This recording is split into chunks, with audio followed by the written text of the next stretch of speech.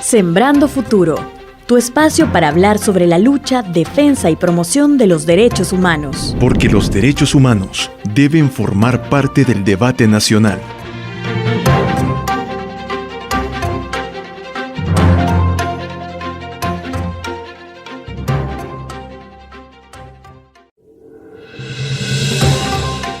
Bienvenidas y bienvenidos, amigos radioescuchas, al episodio número 18 del podcast Sembrando Futuro. Les acompaña Kenny Cibrián y esta vez estamos abordando como temática principal el primer informe sobre las violaciones a derechos humanos cometidas durante el régimen de excepción en 2022.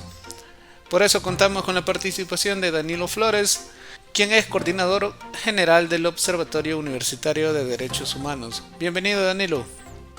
Gracias por la invitación. Gracias también a ti, Danilo, por aceptar. Y antes de iniciar con nuestro programa, escucharemos una breve cápsula introductoria. Estado de arbitrariedad y abuso. Más allá de su problemática legalidad y de la aceptación que haya podido tener, la ampliación del régimen de excepción deja un mal sabor en tanto que abre la puerta a que se cometan graves injusticias y abusos. Diversas instituciones defensoras de derechos humanos han informado sobre abundantes casos de detención arbitraria durante este tiempo. Una de ellas es el IDUCA, que publicó recientemente un informe sobre 70 casos. En el documento destaca que la mayoría de los detenidos está en el umbral de la pobreza o de la vulnerabilidad económica y social, no tiene acceso a defensa y sufre la arbitrariedad y dependencia de los jueces respecto a presiones del Ejecutivo. Además, más de la mitad son menores de 30 años. En otras palabras, los datos indican que, en esencia, se está persiguiendo a la población joven y pobre, golpeando así el desarrollo humano y equitativo de El Salvador. Maltratar a la juventud de un país es sentar las bases de fuertes conflictos sociales en el futuro. La información que se le brinda a los detenidos es escasa. Del supuesto delito del que se les acusa, se van enterando por parte. Les dicen una cosa al detenerlos y otra en la audiencia inicial. Muchos son cabeza de hogar y tienen hijos pequeños. Algunos están detenidos por haber sido juzgados antes, a pesar de que en su momento se les declaró inocentes. Ciertos modos de las autoridades para llevarse a las personas tienen todos los aspectos de los delitos de detención ilegal y de privación de libertad. En un caso hubo suficientes agresiones como para calificar de tortura el trato dado al detenido. En otros, el allanamiento de morada de parte de los agentes de policía fue evidente. Los datos de los 70 casos presentados en el IDUCA coinciden con los recabados por otras instituciones defensoras de derechos humanos. La arbitrariedad, la falta de pruebas, el juicio anticipado son parte del abuso existente que afecta a centenares de personas. Si fuera cierto que, como dijo el presidente, hay un 1% de error en las detenciones realizadas durante el régimen de excepción, habría 300 privaciones de libertad injustas. Quienes se han movido en los tribunales afirman que el número de detenciones ilegales es muy superior al 1%. Nadie duda de la inmoralidad de los delitos cometidos por miembros de las maras, como tampoco de la inmoralidad de diferentes formas de corrupción del pasado y del presente. Sin embargo, tanto los pandilleros como los corruptos deben ser juzgados con todas las garantías judiciales que dan las leyes salvadoreñas y los convenios y tratados ratificados por el país. Que los agentes de los cuerpos de seguridad tengan carta blanca para comportarse de espaldas a la moral, la ética y los derechos humanos, solo conducirá a la consolidación de la cultura de la fuerza y del desprecio a las leyes de convivencia. La prolongación del estado de excepción por tercer mes entraña el peligro de convertir al sistema judicial en una especie de brazo, no de la ley, sino de la arbitrariedad y el abuso.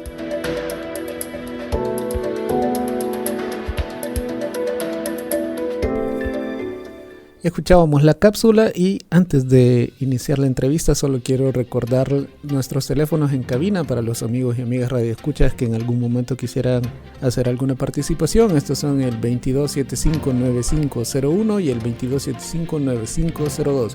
También el teléfono de WhatsApp 7571-2779 para cualquier consulta. Y bueno, Danilo, entre el viernes 25 y el domingo 27 de marzo vivimos el repunte más alto de homicidios en la historia reciente de nuestro país, alcanzando un total de 87 personas fallecidas. ¿Qué violaciones? Bueno, esto derivó, como ya escuchamos, en el régimen de excepción, en el cual todavía nos encontramos. Y me gustaría preguntarte qué violaciones se están llevando a cabo justo en este marco del régimen de excepción. Sí. Bueno, en primer lugar, agradecer, digamos, el espacio para compartir los hallazgos de este primer informe sobre violaciones a derechos humanos cometidas durante el régimen de excepción que ha trabajado el equipo del Observatorio Universitario de Derechos Humanos del IDUCA. Para nosotros es importante poder trasladar, digamos, estos hallazgos y estos análisis que el equipo ha venido trabajando.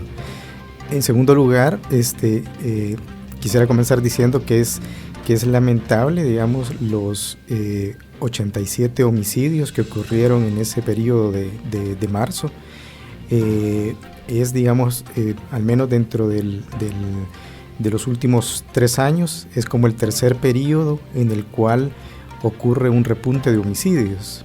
El primero se dio, digamos, en marzo de 2020, marzo-abril de 2020. El segundo fue en noviembre del año pasado y el más reciente fue el de finales de marzo de este año. Estos 3 repuntes dejaron en total 220 personas víctimas de la violencia homicida cometida por las pandillas. Creemos que es fundamental que esos hechos sean investigados a profundidad y que sus responsables sean llevados ante la justicia. Hasta el momento, pese al régimen de excepción, no se ha conocido que hayan sido imputadas personas por estos hechos delictivos que se han cometido. Entonces, primero hay una necesidad importante de que se realicen este tipo de investigaciones y que se sancionan a los responsables. Hay unas investigaciones periodísticas que indican que al menos 60 o 62 de estas personas no tenían ningún vínculo con pandillas, sino que eran taxistas, obreros, amas de casa, que sufrieron estas consecuencias. Pero digamos de esta circunstancia, de esta situación, digamos se valió, digamos, el presidente de la República y la Asamblea Legislativa para emitir el régimen de excepción a partir del día 27 de marzo. El argumento que planteó es el de graves perturbaciones al orden público. Y ahí hay, digamos, un primer cuestionamiento que nosotros hacemos en el informe, porque si bien es cierto, esta situación es grave, hay, digamos, sentencias de la Sala de lo Constitucional y sentencias también de la Corte Interamericana de Derechos Humanos que dicen que un alza de homicidios no es, digamos, como condición o razón suficiente para suspender derechos y garantías constitucionales. Ese es un primer. Y luego hemos visto que con la emisión de este régimen de excepción, pues se han derivado en múltiples violaciones a derechos humanos. Uno, como ya mencionaba la cápsula, pues la cantidad de detenciones arbitrarias que han estado ocurriendo en este periodo. Esa es digamos como la más evidente y la que digamos mayor volumen ha adquirido en este contexto. Datos, bueno, en el informe dábamos cuenta de que hasta el 27 de mayo se registraban 35.009 detenciones. Eso implicaba un promedio de 564 personas que estaban siendo detenidas diariamente. Este dato ya aumentó al menos a fecha 8 de junio, datos del Ministerio de Seguridad Pública, de Justicia y Seguridad Pública, indican que 39.136 personas han sido detenidas en este contexto. ¿Perdón, cuánto? 39.136 personas han sido detenidas, al menos hasta ayer, 8 de junio. Esa era la cantidad de personas detenidas. Y distintas organizaciones de derechos humanos hemos venido haciendo registros de detenciones arbitrarias que han ocurrido en este periodo. Obviamente, tal como decía también la cápsula, en un número superior al 1% que en algún momento mencionó el presidente de la República. Al menos en un último consolidado de solo denuncias registradas por distintas organizaciones de derechos humanos daba cuenta de cantidades superiores a las 1.000 personas que habrían sido detenidas arbitrariamente. También la Procuraduría para la Defensa de los Derechos Humanos daba un informe recientemente que hablaba de 800, un poco más de 800 denuncias solo en el primer mes de vigencia del régimen de excepción. Danilo, también se destaca en el informe de que según la Convención Americana de Derechos Humanos se establece que el Estado sí tiene la facultad para suspender garantías constitucionales, pero debe sujetarse a ciertos principios y parámetros. Entre ellos se menciona la vulneración del principio de necesidad. ¿Podrías explicarnos a qué se refiere esto, por favor? Sí. Primero quisiera explicar que en efecto, tanto la Constitución de la República, en el artículo 29, como tú dices, la Convención Americana de Derechos Humanos, de igual manera el Pacto Internacional de Derechos Civiles y Políticos, reconocen que hay ciertas circunstancias en las cuales un Estado puede recurrir a la suspensión de garantías constitucionales. Por ejemplo, catástrofes, terremotos, situaciones de epidemia, incluso situaciones de grave conflictividad social, pueden llevar a que se emita un régimen de excepción, una suspensión de garantías. Pero tal como tú mencionabas, esta suspensión de garantía no es arbitraria, sino que hay parámetros que deben cumplirse, y parámetros que los da el derecho internacional de los derechos humanos. Uno de ellos es el principio en el informe hablamos de varios principios: el principio de necesidad, el principio de excepcionalidad, el principio de proporcionalidad, el principio de intangibilidad de los derechos humanos. El principio de necesidad quiere decir que hay una situación tal en la cual el Estado no puede controlar una situación por los medios institucionales y legales normales u ordinarios, y que se ve en la necesidad de recurrir a estas medidas de índole excepcional. Desde nuestra perspectiva, por ejemplo, en este caso, no existía ese nivel de necesidad para proceder a la suspensión de garantías. ¿Por qué? Porque el Estado tenía, digamos, tiene todo el aparato institucional a sus órdenes, digamos. La Policía Nacional Civil, de hecho, también tienen involucrada la Fuerza Armada en tareas de seguridad pública. Están activos los organismos de inteligencia, tanto de la Policía Nacional Civil como de la Fuerza Armada. Veníamos, al menos en la narrativa oficial, con digamos, la implementación del Plan Control Territorial, que aparentemente bajo ese contexto se habían venido disminuyendo los homicidios, y en efecto las cifras oficiales así lo indican, que desde hacía ya varios años veníamos en un proceso progresivo de reducción de homicidios. El último dato que tenemos es del año 2021 que indica una tasa de 17.7 homicidios por cada 100.000 habitantes. Entonces, creemos que no existían, digamos, las condiciones como para justificar la necesidad del régimen de excepción. Ese es, digamos, uno de los elementos y parámetros de control que surgen del derecho internacional de los derechos humanos. También se menciona, no sé si podrías explicarnos un poquito los otros principios, tanto el de proporcionalidad y el de intangibilidad, y teníamos, ya me hablabas de la amenaza excepcional, ¿no? Sí, similar al de necesidad, ¿verdad? Que hay una circunstancia excepcional que amerita, digamos, esas medidas extraordinarias, lo cual, como decía, desde nuestra perspectiva, no ocurrieron. Y de similar manera, digamos, la medida debe ser como proporcional al riesgo enfrentado, digamos, al daño que se estaba enfrentando. Y de ahí decimos que, si bien es cierto, es digamos, ese repunte o alza que hubo, es una situación grave, pero el Estado contaba con todas las herramientas institucionales y legales para hacerle frente. Entonces creemos que la medida, digamos, adoptada de suspensión de garantías no ha sido proporcional al, digamos, riesgo que se estaba enfrentando en ese momento.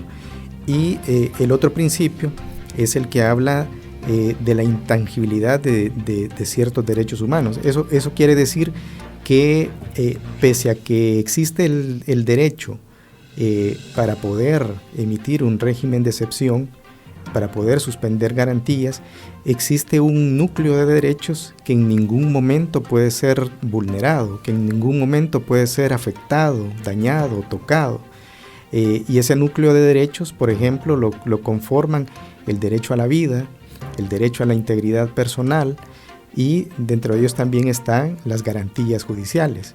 Es decir, que aunque un Estado emita un decreto mediante el cual se suspenden garantías constitucionales, no es posible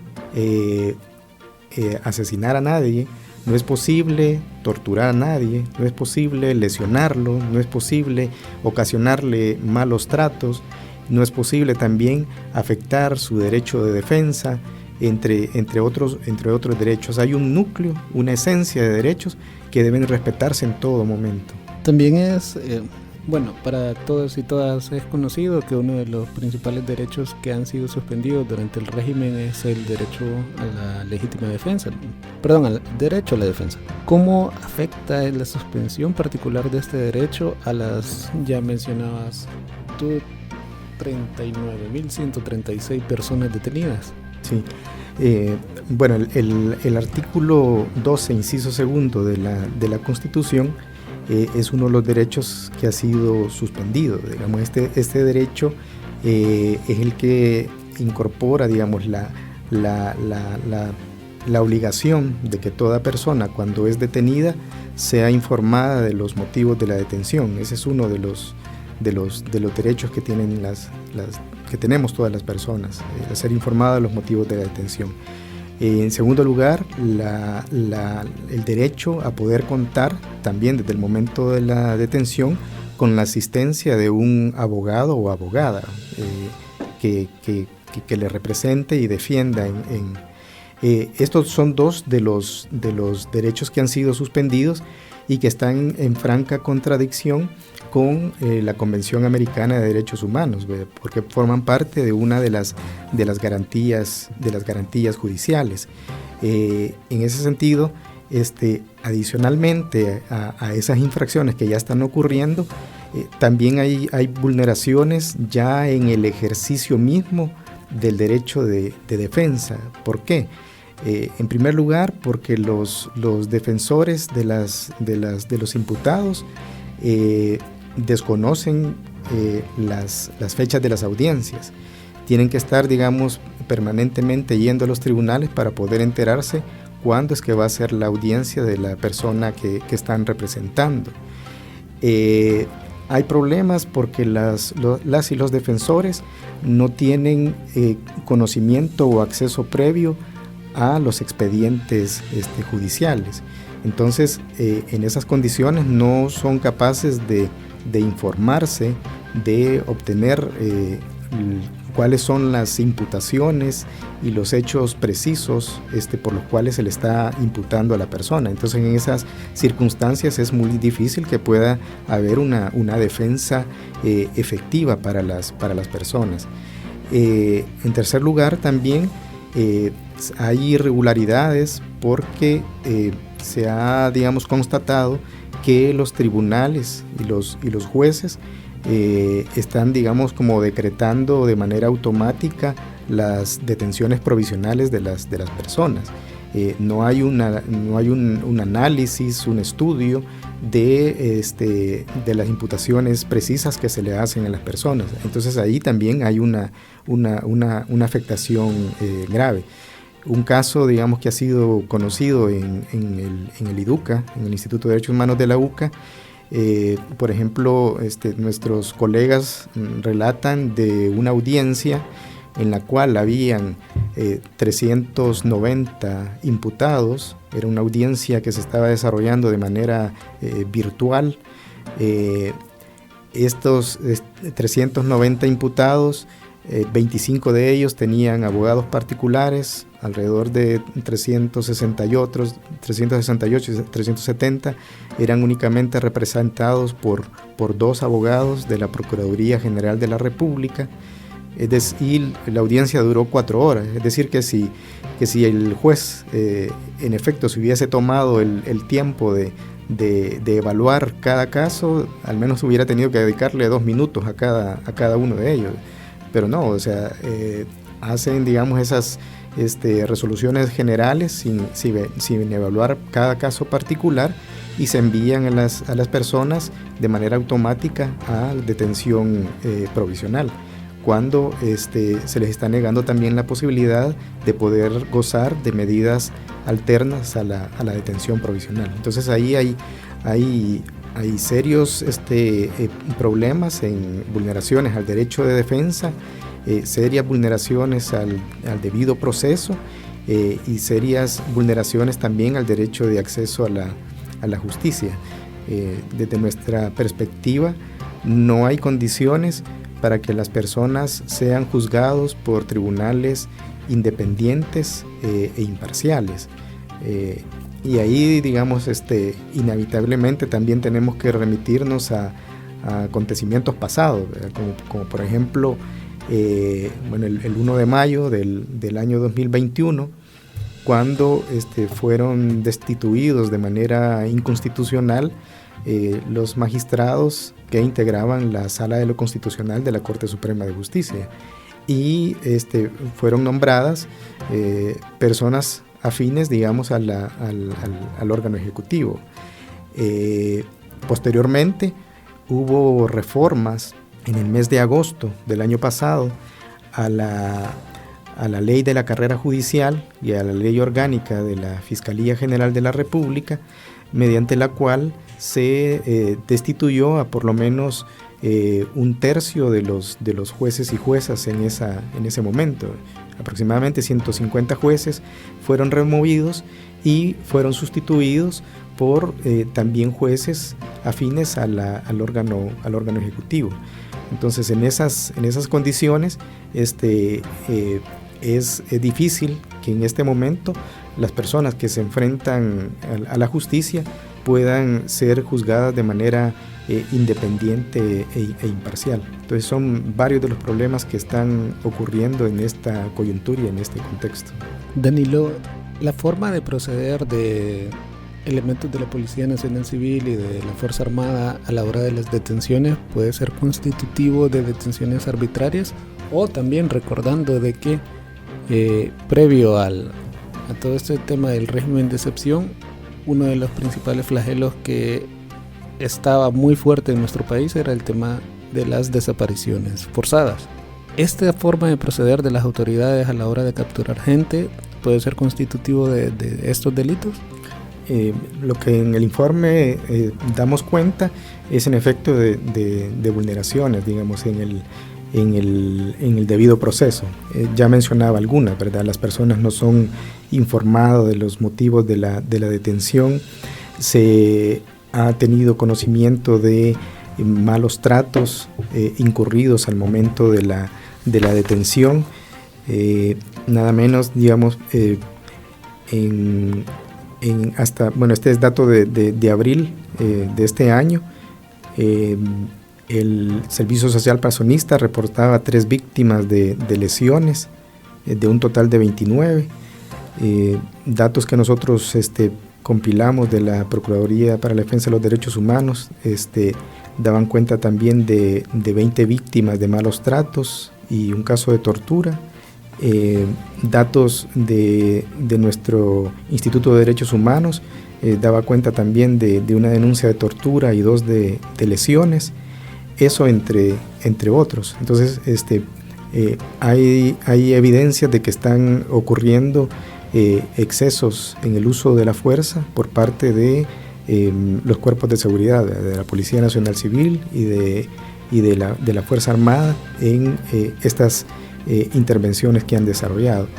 Y una situación sumamente grave que se está dando es la falta de información a las personas, a los familiares de las personas detenidas.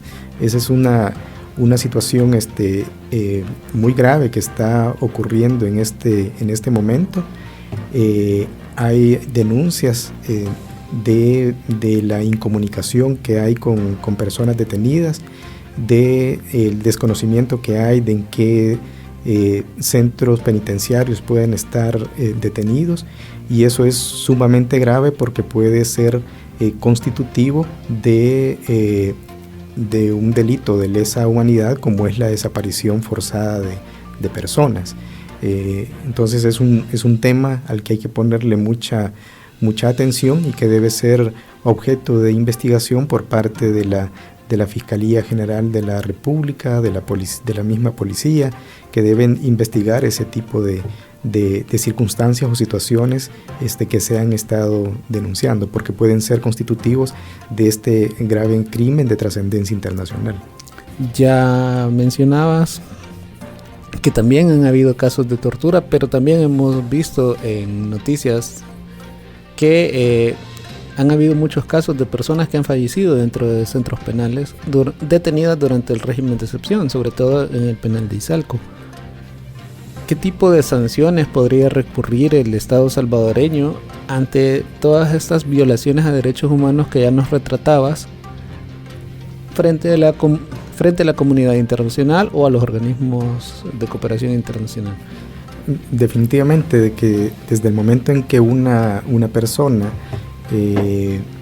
es detenida y es enviada, digamos, a los centros de detención, ya sea Bartolinas o sea las penitenciarías, queda bajo resguardo del Estado, y el Estado tiene la obligación de garantizar la integridad física y la vida de las personas que están bajo su custodia. En ese sentido, el Estado puede ser de demostrarse que ha habido, digamos, incompetencia, de demostrarse que ha habido negligencia, de demostrarse que ha habido un indebido proceder en ese deber de tutela y de resguardo, puede ser sujeto de responsabilidad internacional, digamos. Puede presentarse esa situación ante instancias internacionales y ser sancionado, condenado por haber sido negligente desde esa perspectiva. Pero quisiera aprovechar para referirme de manera general, digamos, a las condiciones de reclusión que se están generando en este momento, porque ahí hay una situación sumamente grave que se está generando como resultado de las detenciones masivas que se han dado en este periodo. en el observatorio teníamos registros. Estos son datos de allá del año 2020, que fue el último momento en el cual la Dirección General de Centros Penales nos proporcionó ese dato. En ese momento teníamos que el Estado tenía una capacidad de albergar a 30.864 personas. Esa era la capacidad máxima que tenía el sistema penitenciario. En marzo de 2021, también la Dirección General de Centros Penales nos informó que habían 36.663 personas detenidas en los centros penales. Es decir, que antes del régimen de excepción ya había una sobrepoblación penitenciaria del 119%. Ya ese era el nivel de hacinamiento que existía en aquel momento. Si a eso le sumamos las capturas recientes, el dato que yo tengo en este momento es del 27 de mayo, que en ese momento sumaban 35.009 personas, nos daba que en total había una población penitenciaria de 71.672 personas. Eso nos daba una sobrepoblación del 232% de hacinamiento. O sea, esto para nosotros realmente es una bomba de tiempo. Puede generarse una crisis no solo humanitaria, que ya de hecho ya la hemos estado viendo por, digamos, las familias que han estado en las afueras de los penales, pero puede generarse una crisis humanitaria, una crisis también de seguridad por motines, revueltas que puedan generarse. Puede generarse también una crisis sanitaria por las inadecuadas condiciones en las que las personas reclusas se encuentran. También, digamos, ha habido información de que se han disminuido los artículos de higiene personal, los artículos de limpieza, que se han racionado los alimentos, que se han, limitado el acceso o que ha habido, digamos, encierros totales de 24 horas o la imposibilidad de poder participar o digamos circular por áreas comunes. Es decir, hay una serie de situaciones que están afectando las condiciones de reclusión de las personas detenidas. Entonces hay una situación grave que se está, digamos, ocasionando en este momento en los centros de reclusión. Y no sé, digamos, se observan planes o medidas, digamos, atinentes a atender esa situación de sobresaturación que se está dando en los centros de detención. Más allá de la noticia que hubo, que se había emitido una ley especial para construir más centros penales y construirlos de manera expedita, sin seguir, digamos, procedimientos como los que establece la ley de adquisiciones y contrataciones de la administración pública, la ley LACAP.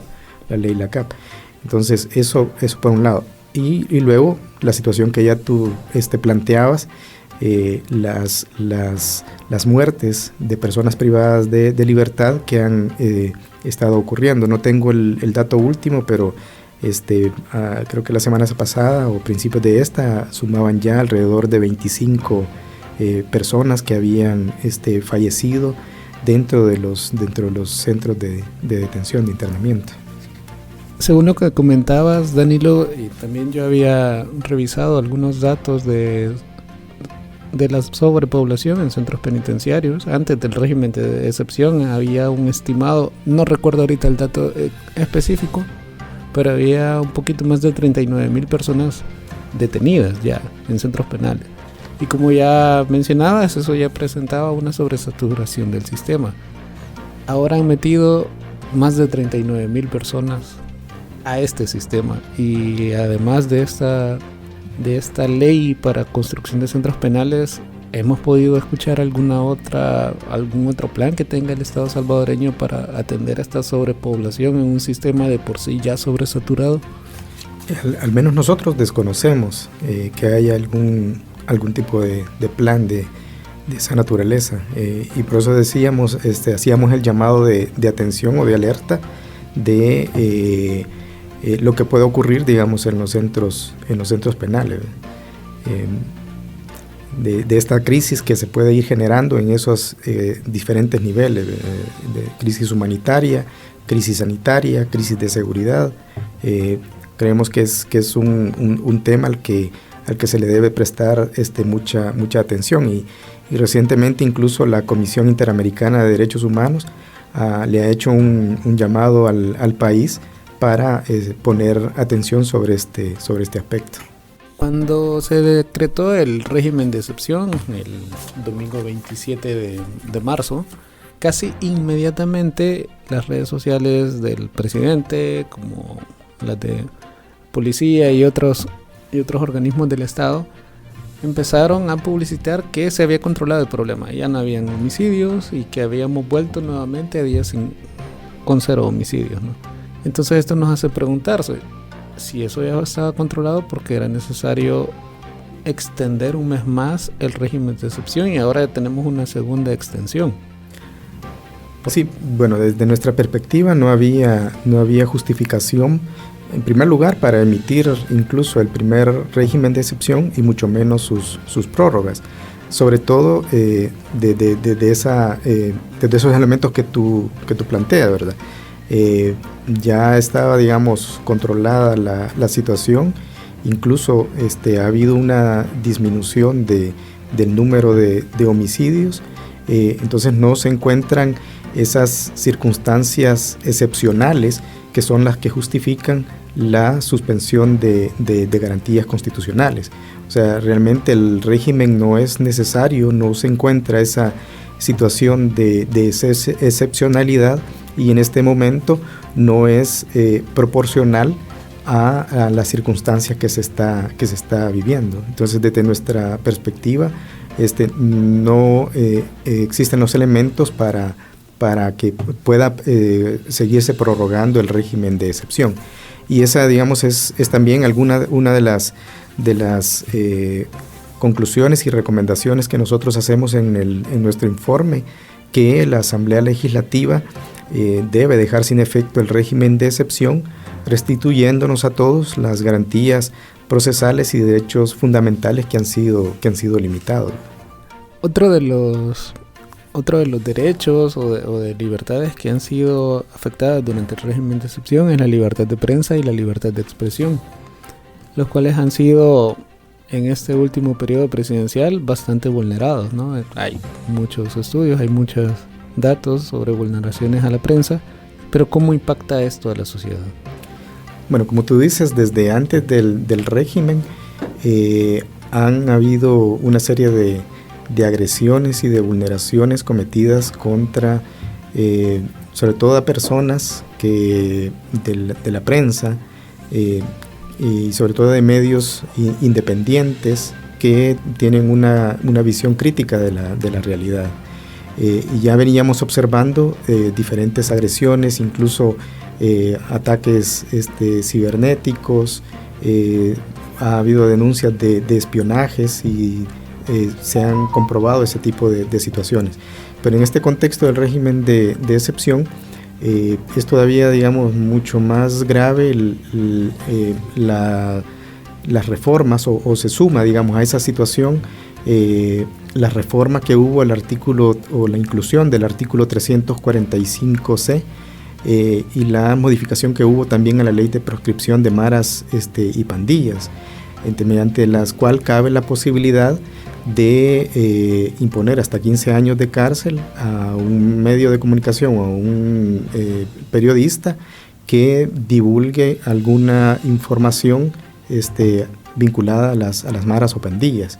Entonces es una situación de riesgo para quienes ejercen el periodismo, que en la práctica lo que está generando es, por un lado, autocensura, está haciendo que que tengan mucho cuidado y mucha cautela, digamos, de cómo pueden, de cómo manejan, digamos, la información asociada a los temas de seguridad pública. Y por el otro lado también limita, digamos, el acceso a la información que todas y todos tenemos. Todos tenemos derecho a conocer y a saber qué es lo que ocurre con el tema de seguridad pública, y ahí estarían habiendo una serie de afectaciones en este sentido. Aparte de eso, también durante este periodo del régimen de excepción, por lo menos hemos tenido conocimiento de 5 casos de agresiones o intimidaciones a personas periodistas. Perdón, Danilo, me parece que tenemos una llamada. Muy buenas noches. ¿De dónde nos llama? Hola, buenas noches. Hola, buenas noches. ¿De dónde nos llama, caballero? Sí, de aquí de Opico les llamo. Buenas noches, adelante. Sí, el problema es de que a esa sociedad de que se está señalando, digamos, no sé, una sociedad que delinque a diario, digamos, y toda esa gente es la que están persiguiendo ahorita. Yo no soy un ciudadano que tengo ningún partido político en especial, solamente soy un ciudadano común, pero el problema es que esta situación es grave, señores. Ajá, ese es mi comentario. Y si se hace tanto comentario por lo que está sucediendo, es por lo que se les ha ido la mano a este grupo de delincuencia. Así es que sí, solamente, señores, buenas noches. Muchísimas gracias, feliz noche también para usted. No sé si quiere comentar algo, Danilo. Sí, creo que iniciábamos esta entrevista, y yo comentaba de la necesidad de que se investigue, se persiga, se castigue a quienes infringen la ley, a quienes cometen los delitos, y en eso, digamos, coincido con el comentario que nos hace la persona que habló de Opico. Hay una situación clara grave de delincuencia que debe de ser combatida. Sin embargo, nosotros creemos que la vía autoritaria no es, digamos, es la vía quizás más fácil en el corto plazo, y que nos genera, digamos, la ilusión en este momento de estar controlando la situación, pero a largo plazo creemos que no es lo que va a solventar la situación, y hay serias dudas de cómo la administración va a sostener esta situación, en la cual además está transgrediendo y vulnerando derechos de las y los ciudadanos. Y como decía, todavía, digamos, también con la situación grave de que no se cuenta con instituciones que puedan controlar los excesos que cometen las autoridades. Entonces esos son, digamos, elementos que no debemos de perder de vista, que la solución fácil en este momento es recurrir al autoritarismo, genera esa impresión de estar controlando la delincuencia, pero a largo plazo creemos que no es la ruta, que la ruta debe ser el fortalecimiento de las instituciones que investigan los delitos, el fortalecimiento de la investigación de los delitos, de la investigación científica de los delitos, el fortalecimiento de las instituciones, el generar las condiciones para que en las comunidades haya desarrollo. Esa creemos que es la vía. Abordar el problema de esta manera, creemos que a la larga puede generar serias complicaciones. Gracias, Danilo. Me parece que tenemos otra llamada. Muy buenas noches. Buenas noches. Hola, buenas noches, caballero. ¿De dónde nos llama? De aquí de San Salvador. Adelante, caballero. Dar mi punto de vista ahí con respecto al señor ahí que está opinando. Yo quisiera saber si a él o a alguna persona le han negado el acceso a ocurrir algún evento. Eso yo lo he visto como normal. Todo se ha dado tranquilamente, se persigue la delincuencia, no así aquel que no hace nada. Como en todo proceso siempre hay errores, nadie es perfecto, pero por lo menos se respira tranquilidad a nivel nacional en muchos sitios.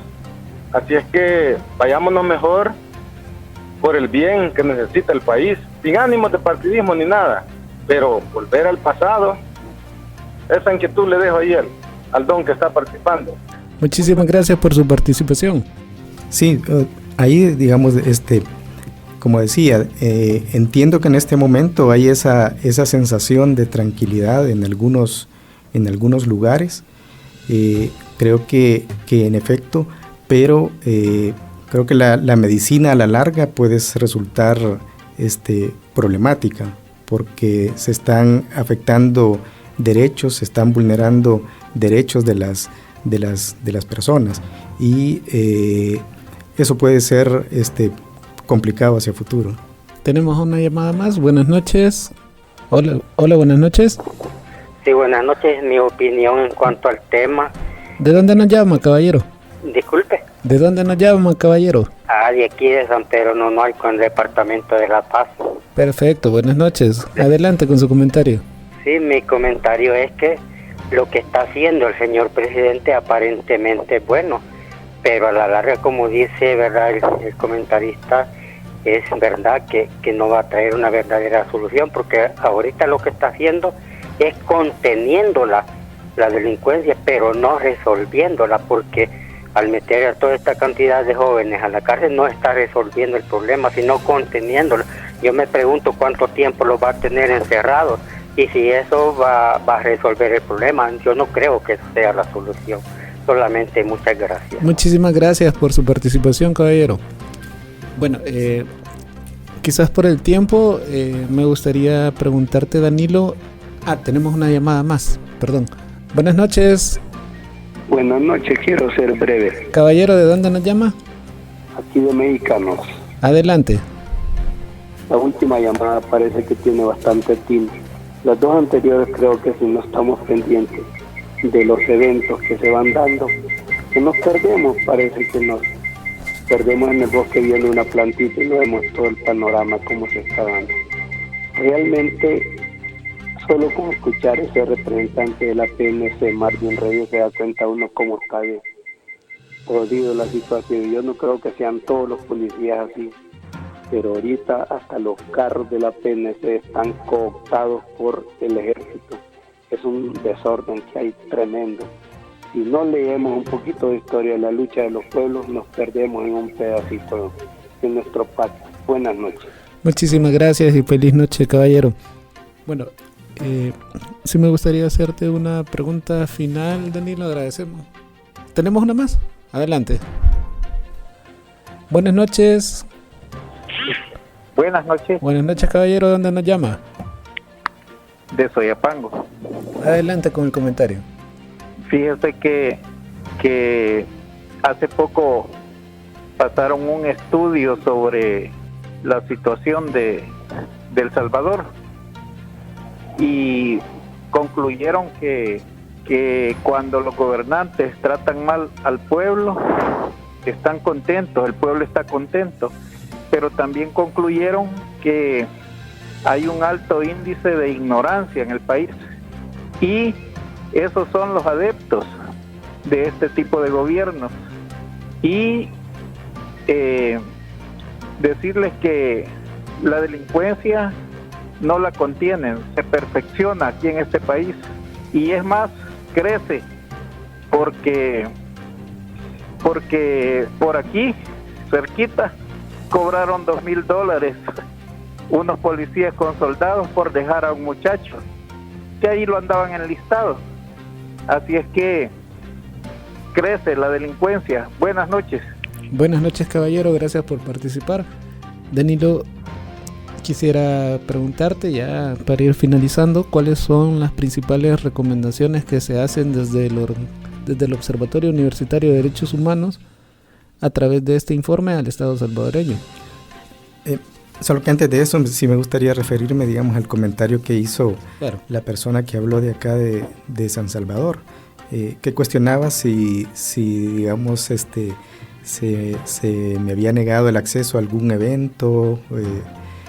Yo creo que ahí es pertinente, digamos, señalar que quiénes están siendo las víctimas en este momento.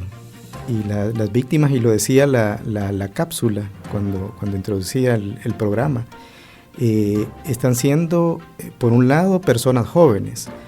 Los datos que nosotros tenemos es que la mayor parte están entre los 18 y los 30 años de edad. Entonces, por un lado es población joven. Y lo otro es población que proviene de zonas pobres. Esa es la segunda característica. Y creo que las personas pobres de este país son doblemente afectados. Doblemente afectados porque por muchos años, como muy bien lo han dicho, muchas de las personas, o al menos 2 o 3 de las personas que he llamado, han sido asediadas en efecto por las pandillas. Eso no se puede negar. Pero ahora también las personas pobres están también siendo asediadas por la autoridad pública y se están llevando de encuentro a personas que no están relacionadas con maras y pandillas. Entonces hay un uso y un exceso en el uso de la fuerza que están desarrollando en este momento. Y de ahí, digamos, parte de las conclusiones a las que nosotros hemos arribado en el estudio. Uno es que el régimen de excepción está posibilitando, está dando pie a que se vulneren los derechos humanos. Segundo, que estas afectaciones se están concentrando principalmente en personas jóvenes e incluso niños y adolescentes.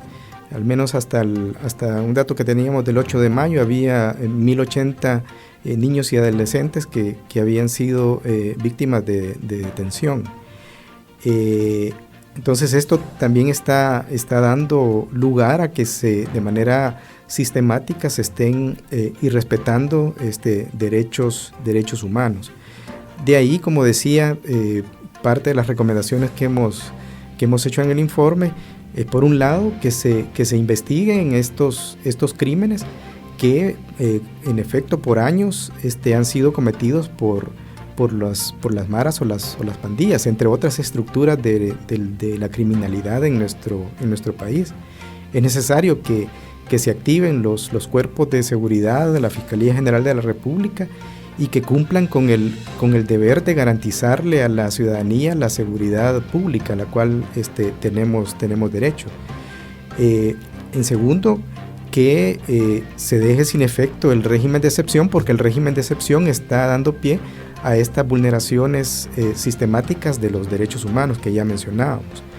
En tercer lugar, que se permita a la Procuraduría para la Defensa de los Derechos Humanos su ingreso a los centros penitenciarios, porque ya es de manera reiterada que la Dirección General de Centros Penales ha venido obstaculizando el ingreso de la Procuraduría a los centros de detención. Y finalmente, que se apliquen medidas alternas a la detención provisional para reducir el hacinamiento carcelario por, digamos, la sobresaturación que existe en este momento. Así que son algunos de las recomendaciones y conclusiones a las que nosotros hemos llegado en este primer informe sobre el régimen de excepción. Y así terminamos la sección de la entrevista. Muchas gracias, Danilo, por habernos acompañado en este episodio. Muchísimas gracias a ustedes. La primera vez que estoy en la radio de revista, así es que muy, muy contento de haber participado. Ahora damos paso a la sección en la cual conocemos la situación de los derechos humanos alrededor del mundo gracias al Servicio de Noticias de Naciones Unidas. Arrancamos la ONU en minutos en Brasil. Un saludo de Beatriz Barral. El gobierno brasileño actuó inicialmente con lentitud en la búsqueda del periodista británico Tom Phillips y del defensor indígena Bruno Araújo Pereira, desaparecidos en la Amazonía desde el 5 de junio, según la oficina de la Alta Comisionada para los Derechos Humanos. Pereira y Phillips fueron vistos por última vez viajando en un barco por el río Itacoaí en el valle del Javari, una zona remota del oeste de la Amazonía brasileña, colindante con Perú y Colombia, donde iban a entrevistar a comunidades indígenas. La respuesta inicial de las autoridades fue muy lenta, incluso hubo comentarios despectivos. Rechazamos cualquier tipo de discurso de odio contra periodistas, defensores y otros activistas, dijo la portavoz Rabina Shamdasani. Phillips y Pereira habían denunciado actividades ilegales en el Valle del Javari y, al parecer, Pereira había recibido amenazas. La oficina pide a las autoridades que reaccionen de forma contundente y rápida, desplegando todos los recursos necesarios. La Oficina de Derechos Humanos también condenó la sentencia de muerte dictada contra 3 combatientes extranjeros en Ucrania por un tribunal de la autoproclamada República Popular de Donetsk. Los 3 hombres, los británicos Aiden Ashlin, Sean Pinner y el marroquí Saudun Brahim, fueron capturados mientras luchaban con el ejército ucraniano, al parecer defendiendo la ciudad portuaria de Mariupol.